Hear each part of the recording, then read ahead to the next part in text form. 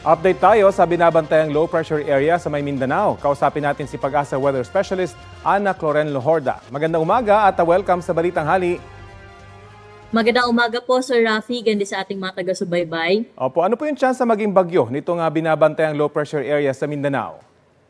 Yes po, itong LPA na ating minomonitor sa may silangan ng Mindanao ay nananatiling mababa po yung tsansa na maging isang bagyo at sa kasalukuyan wala rin ho itong direktang epekto sa anumang bahagi po ng ating bansa. Pero patuloy ho natin itong minomonitor kahit nasa karagatan pa lamang po ito.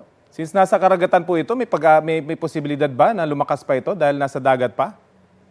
Sa ngayon po, within 24 to 48 hours ay mababa po yung tsansa. Pero nakadepende nga po ito sa mga, yung karagatan po kasi ito po yung source ng energy ng isang low pressure area o ng isang sirkulasyon para po mabuo bilang isang bagyo. So, depende po sa environmental condition po sa magiging track niya po sa mga susunod na araw kung tataas po yung tsansa na maging isang bagyo po ito. Pero sa ngayon, within 24 to 48 hours ay low or less likely po ang development nito into a tropical cycle.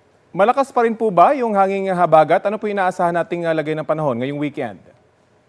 Yes po, kumpara po ng mga nakaraang araw ay mas humina na po yung hatak ng habagat ngayon dahil nga papahina na nga rin po itong bagyong si Karina o yung dating bagyong si Karina na humahatak sa habagat.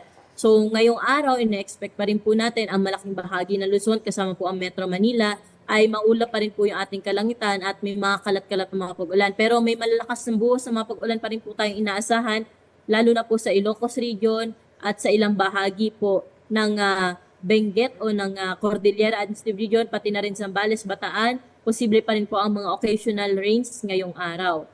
Towards the weekend, expect po natin na unti-unting mababawasan yung epekto ng habagat. Pero bukas sa may western section ng Luzon, ng central at northern Luzon, may mga pag-ulan pa rin po dahil sa habagat. Pero dito po sa Metro Manila, improving weather condition po tayo hanggang sa weekend.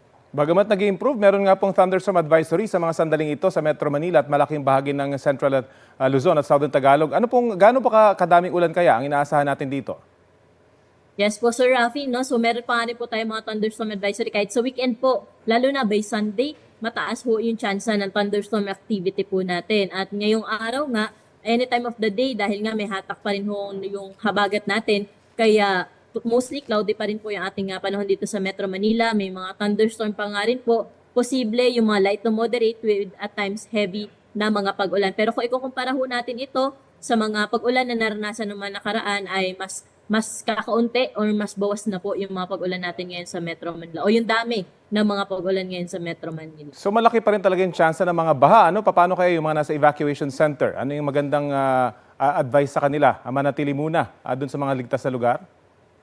Yes, sama po kayo, Sir Rafi, no? Dahil nga saturated na yung mga kalupaan natin at yung ibang areas po ay hindi pa rin po humuhupa yung mga pagbaha po, no? So lalo na po kung low-lying areas po tayo, so delikado pa rin po dahil posible pa rin po itong yung mga pag-ulan na inaasahan natin, posible pa rin po magdulot ng mga pagbaha at mga pagguho ng lupa. So yun sa mga nasa evacuation area, kung kaya po natin na magstay po muna dyan. Total, over the weekend naman po, medyo mas papahupa na ho itong mga pag-ulan po natin. So, yun po, dun po muna tayo sa kung saan po tayo mas magiging safe at mas matutugunan po yung mga pangangailangan po natin.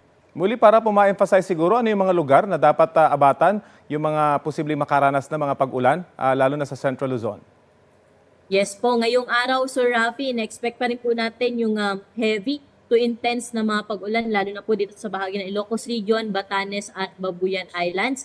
May mga occasional heavy to intense rains din po tayong naasahan sa may Zambales, Bataan, pati na rin po sa Benguet at Pampanga. May mga pag-ulan pa rin po tayong inaasahan dyan ngayong araw. At yun nga, aabot pa rin po ito sa intense rains kaya doble ingat pa rin po sa ating mga kababayan sa banta ng mga pag-ulan. Pero dito po sa Metro Manila and the rest of Luzon ay bahagyang mababawasan na po yung mga pag-ulan po natin. Though may mga thunderstorm occurrences pa rin po tayo, pero hindi na po ito tuloy-tuloy na maghapon. So may break po yung mga pag-ulan na natin na inaasahan dito sa Metro Manila ngayong araw.